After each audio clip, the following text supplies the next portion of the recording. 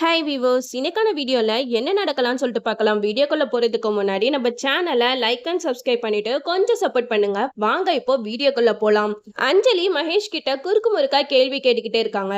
அப்பா இங்க வந்தாரா அப்படின்னு சொல்லிட்டு கேட்கும்போது மகேஷ் சொல்றாங்க, உங்க அப்பா இங்க வந்தாரா என்னன்னு எனக்கு என்ன தெரியும் அப்படின்னு சொல்லிட்டு கேட்கும்போது அதுக்கு அஞ்சலி சொல்றாங்க, இது என்ன பேக்? எங்க அப்பா என்னை பாக்குறதுக்காக தான் இந்த ஸ்வீட்டு, சாரி, பழம் எல்லாமே வாங்கிட்டு வந்திருக்காங்க. இந்த பேக் சோஃபால இருக்காம எதுக்கு சோஃபாக்கு அடியில இருக்கணும்? அது மட்டும் இல்லாம எங்க அப்பா லாஸ்ட்டா இங்க தான் வந்திருக்காங்க. அவருக்கு அப்படி என்ன நடந்திருக்கும் அப்படின்னு சொல்லிட்டு மகேஷ் கிட்ட கேக்குறாங்க. அதுக்கு மகேஷ் சொல்றாங்க, இங்க பாரு அஞ்சலி, நான் உங்க அப்பா வர நேரம் இந்த வீட்லயே இல்ல. இந்த பேக் எப்படி இங்க வந்துச்சுன்னு கூட எனக்கு தெரியாது அப்படின்னு சொல்லிட்டு மழுப்புறாரு. இத கேட்ட அஞ்சலி வந்து, ஆமா உன்கிட்ட போய் நான் கேக்குறேன் பாரு. நீ உண்மைய பொய்யா மாத்துவ, பொய்யா உண்மையாக்குவ. உன்னைய பத்தி எனக்கு தெரியாதா அப்படின்னு யோசிச்சுட்டு இருக்கும் போதே மகேஷ்க்கு வந்து புரிஞ்சிருச்சு. இவன் ஏதோ சந்தேகப்பட்டுதான் நம்ம கிட்ட கேக்குறா. நம்ம இவ கிட்ட இருந்து எப்படியாவது எஸ்கேப் ஆகணும் அப்படின்னு சொல்லிட்டு சும்மா கால் வர மாதிரி ஆக்டிங் பண்றாங்க. அப்போ போன்ல என்ன அம்மா அங்கதான் இருக்காங்களா? சரி சரி, நான் இப்ப உடனே வரேன் அப்படின்னு சொல்லிட்டு யார்கிட்டயும் பேசுற மாதிரி ஆக்ட் பண்றாங்க. அப்ப அஞ்சலி கிட்ட சொல்றாங்க, அஞ்சலி அம்மா வந்து யாரோ பக்கத்து தெருவுல பாத்துருக்காங்களாம், நான் போயிட்டு அவங்கள பார்த்து கூட்டிட்டு வந்துடுறேன் அப்படின்னு சொல்றாங்க. அதுக்கு அஞ்சலினால எதுவுமே சொல்ல முடியல. மகேஷ் காரை எடுத்துட்டு சும்மா பக்கத்து தெருவுக்கு போயிடுறாரு.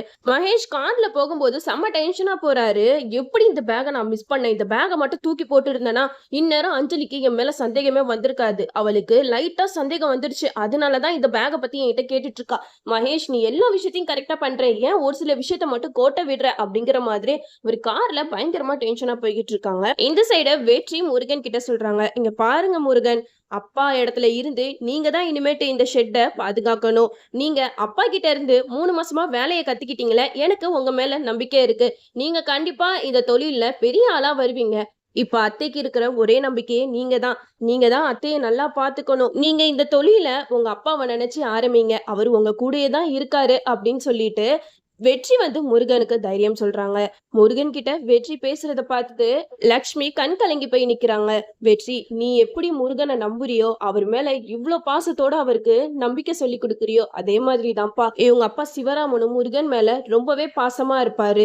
நீ அவரோட இடத்துல இருந்து முருகனுக்கு நம்பிக்கை கொடுக்கறது எனக்கு ரொம்பவே சந்தோஷமா இருக்கா அப்படின்னு சொல்லிட்டு லக்ஷ்மி சொல்லிக்கிட்டு இருக்காங்க. அப்போ துளசி முருகன் கிட்ட சொல்றாங்க, எனக்கு உங்க மேல நம்பிக்கை இருக்கண்ணா, நீங்க கண்டிப்பா இந்த தொழில ஓஹோன் தான் வரப்போறீங்க அப்படின்னு சொல்லிட்டு எல்லாருமே தைரியம் சொல்ல சொல்ல முருகனுக்கு இன்னும் ஆர்வம் அதிகமாகுது.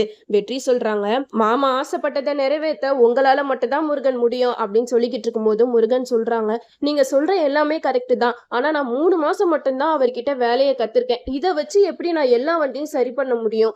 ஏதாவது தப்பு வந்துட்டா எங்க அப்பாவோட பேர் அடிவாங்காதா அப்படிங்கிற மாதிரி சொல்ல அதுக்கு வெற்றி சொல்றாங்க, நீங்க பாருங்க முருகன், நீங்க தேவையில்லாம எதை போட்டு குழப்பிக்காதீங்க. உங்க மேல நம்பிக்கை வைங்க. உங்க அப்பா உங்க கூட இருக்காரு, உங்களால இந்த தொழில ஓஹோன்னு வர முடியும் அப்படின்னு சொல்லிட்டு வெற்றி ரொம்பவே நம்பிக்கையா சொல்றாங்க. இந்த சைடு நம்ம அஞ்சலியை தான் கட்டுறாங்க. அஞ்சலி, என்ன இன்னும் மகேஷ் வரல? போனவர் அப்படியே போயிட்டாரா? நம்ம கிட்ட இருந்து தப்பிக்கணும் தானே எஸ்கேப் ஆயிட்டாரு. நம்ம கேள்வி கேட்க கேட்க அவரால பதில் சொல்ல முடியல. அதனாலதான் அவர் இங்க இருந்து போயிட்டாரு.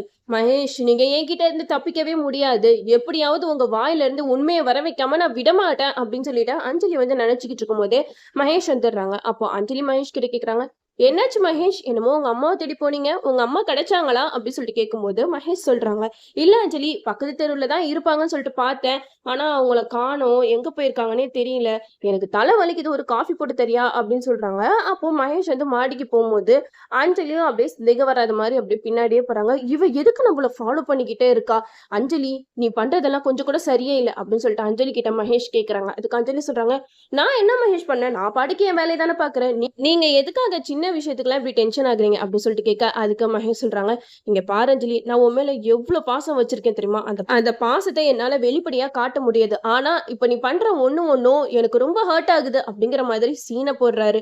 அப்ப அஞ்சலி மனசுல நினைக்கிறாங்க, அட பாவி, எவ்வளவு பெரிய தப்பு பண்ணிட்டு என்னையவே சமாதானப்படுத்தலான்னு பாக்குறியா? இனிமேட்டு நான் உன்னோட வலையில விலகவே மாட்டேன்டா. இனிமேட்டு உனக்கு இந்த அஞ்சலி யாருங்கிறது தெரியும் அப்படின்னு சொல்லிட்டு அஞ்சலி மௌனமா அங்க இருந்து கிளம்பி போயிடுறாங்க. மகேஷ் முருகனோட அம்மாவை பார்க்கறதுக்காக போறாங்க.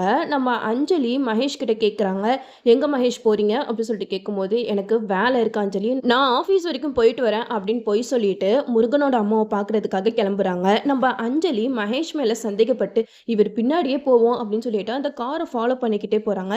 அப்போ ஒரு குடோன் மாதிரி இருக்கு. அது உள்ளக்க போயிட்டு மகேஷ் முருகனோட அம்மாவை அடைச்சி வச்சிருக்காங்களா, அங்க போயிட்டு அவங்க கிட்ட பேசுறாங்க. அவங்க மகேஷை பார்த்து பயங்கரமா பயப்படுறாங்க. அப்போ மகேஷ் சொல்றாங்க, என்ன என்னை பார்த்து பயமா இருக்குதா?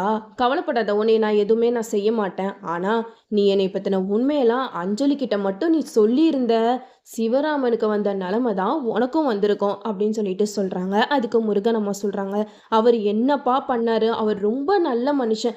அவரு போயிட்டு ஏன்பா இந்த மாதிரி பண்ண அப்படின்னு சொல்லிட்டு கேட்கும்போது மகேஷ் சொல்றாங்க, என்னை பத்தின ரகசியம் தெரிஞ்ச யாரையுமே நான் உயிரோட விட்டு வைக்க மாட்டேன். நீ யோசிக்கலாம், என்னடா நம்மள மட்டும் உயிரோட விட்டு வச்சிருக்கானே இவன் அப்படின்னு சொல்லிட்டு. ஆனா இப்போதைக்கு நான் உன்னைய சாகடிக்க மாட்டேன். உன்னால ஆக வேண்டிய காரியம் நிறைய இருக்கு. ஸோ நான் உன்னைய கொலைலாம் பண்ண மாட்டேன், நீ பயப்படாத. ஆனா உன் பையன் முருகன் தான் பாவம். அவனுக்கும் இன்னும் கொஞ்ச நாள் தான். அவனோட கதையும் இன்னும் கூடிய சீக்கிரத்துல முடிஞ்சிரும். அப்புறமேட்டுக்கா நான் எப்படி அவனோட கதையை முடிச்சுன்னு சொல்லிட்டு உன்கிட்ட சொல்லி காட்டுறேன் அப்படின்னு சொல்லிட்டு முருகனோட அம்மா கிட்ட பேசிக்கிட்டு இருக்காங்க. அப்போ முருகனோட அம்மா மகேஷ் கிட்ட சொல்லி அழுகுறாங்க, வேணாப்பா, என்னை என்ன வேணாலும் பண்ணிக்கோ. ஆனா என் பையன் முருகனை மட்டும் எதுவும் செய்யாத. அவன் ஏதோ ஒரு மூலையில வாழ்ந்துட்டு போறான். உனக்கு என்ன இந்த சொத்து தானே வேணும்? இந்த சொத்து மொத்தத்தையும் நீ எடுத்துக்கோ. ஆனா என் பையனை மட்டும் எதுவும் செஞ்சிடாத அப்படின்னு சொல்லிட்டு கெஞ்சிக்கிட்டு இருக்காங்க. இதை எல்லாத்தையுமே நம்ம அஞ்சலி ஒட்டு கேட்டுட்டு இருக்காங்க. அட பாவி, இவங்க அம்மான்னு சொல்லிட்டு பொய் சொல்லிட்டு இருந்த என்கிட்ட, ஆனா இவங்க என் பையனை எதுவும் செஞ்சிடாதான் சொல்லிட்டு உன்கிட்ட கெஞ்சுறாங்க. இதெல்லாம் பார்க்கும்போது அவங்க ஃபர்ஸ்ட் உன்னோட அம்மாவே இல்லைன்னு எனக்கு நல்லாவே தெரியுது. இன்னும் நம்ம கொஞ்ச நேரம் இங்க இருந்தா கண்டிப்பா மகேஷ் நம்மள பாத்துருவான். அதுக்கப்புறம் நம்மள உண்டு இல்லைன்னு பண்ணிடுவான். நம்ம ஃபர்ஸ்ட் இங்க இருந்து போயிடுவோம் அப்படின்னு சொல்லிட்டு அஞ்சலி இங்க இருந்து போறாங்க. அப்போ ஒரு சத்தம் கேக்குது. அந்த சத்தம் கேட்டு மகேஷ் திரும்பி பாக்குறாங்க. இங்க நம்மள தவிர யாரும் வந்த மாதிரி இல்ல அப்படின்னு சொல்லிட்டு மகேஷ் முருகனோட அம்மா கிட்ட சொல்றாங்க. அப்போ முருகனோட அம்மா சொல்றாங்க, எனக்கு தெரியாது எனக்கு தெரியாது அப்படின்னு சொல்லிட்டு சொல்லிக்கிட்டு இருக்காங்க. அப்போ முருகனோட அம்மாவை மிரட்டி கேட்குறாங்க, நீ பொய் சொல்லாத, நீ யாரையோ பார்த்துருக்க, சொல்லு யார் இந்த இடத்துக்கு வந்தா அப்படின்னு சொல்லிட்டு கேட்கும்போது அங்க அஞ்சலி ஓடி போயிடுவாங்க. அஞ்சலி ஆட்டோல போகும்போது அழுதுகிட்டே போறாங்க. எவ்வளவு பெரிய பொய்ய சொல்லியிருக்கான் இந்த அம்மா, யாரு என்னங்கிறதே தெரியலையே, இவங்களை எதுக்காக இப்படி அடைச்சு வச்சு டார்ச்சர் பண்ணிக்கிட்டு இருக்கான். பெத்த தாயின்னு சொன்னனாலதான் நானும் இதை பத்தி யோசிக்காம விட்டுட்டேன்.